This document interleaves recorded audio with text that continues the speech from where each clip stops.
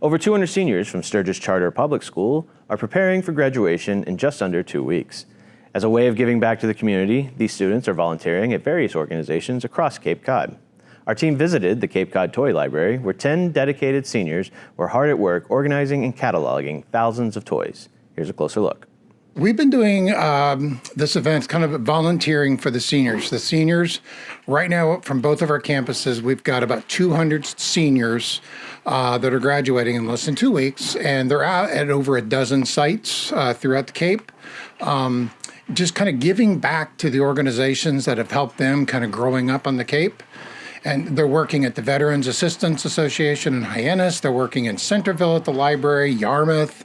They're doing cleanup. They're doing some spring cleanup. Or in this case, they're organizing a vast number of toys to just to help out many of these organizations on the Cape that need that in the summertime. The Cape Cod Toy Library has 3 major initiatives. 1 is that there's a community play space.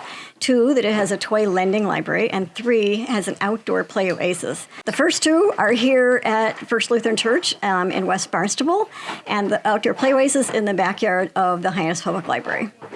So, Community Play Space and the Toy Library are open on Saturdays from 10 to 1, and we have been completely volunteer until just recently with 2 part-time staff. So we still need volunteers in order for us to expand our hours, and ultimately we need more space in order to expand our ability to have be open all week. The Toy Library has about 2,000 toys, actually, that have come from families across the Cape and some businesses. So most of them are recycled, reused, environmentally friendly toys from about 150 families from the Cape. We have families who come here from as far as Wellfleet and as far as Plymouth or Marion, the other direction. And we welcome everyone. It's free of charge to come in the door, just a $5 suggested donation. And then we have a subscription for borrowing, and that is $30 a month, or you can apply for financial assistance, and then we seek sponsorship to support everyone, so everyone can have access to our resources. Our 2 staff is a toy librarian and a play specialist, both of whom are educated in children and child development and working with children and families, and they are here also to support families when they are here. We run what's called a Creativity Action and Service Program. It's part of the International Baccalaureate program that the schools have been doing for 20 years.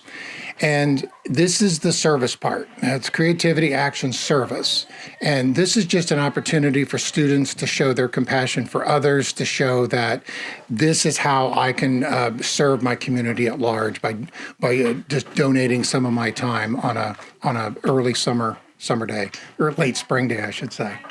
I kind of signed up for this because I grew up coming to little place spots like this, and I giving back to kind of play spaces, libraries, museums, all kind of that stuff. And I really like kids and stuff and giving back to kids. So that's why I signed up for this.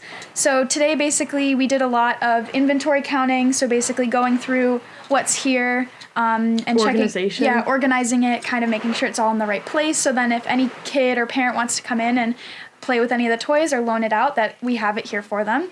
And to make it easier for the people who actually are here normally that come and volunteer, make it easier for them, just to create organization and have everything kind of looking nice, and just making it easier for the people that come and get to enjoy this and get to let out their creativity. Exactly. I think it's so important for kids of young age to, sometimes they might not have the resources to have toys or games or any sorts of things at their own home. So I think this is why it's so important for something like the Cape Cod Library to give them that opportunity to explore their creativity and their imagination with some things that they might not have access to on a regular basis. So I think that's another reason why I signed up to do this. So I think it also kind of shows our motto at Sturgis, which is IB for all.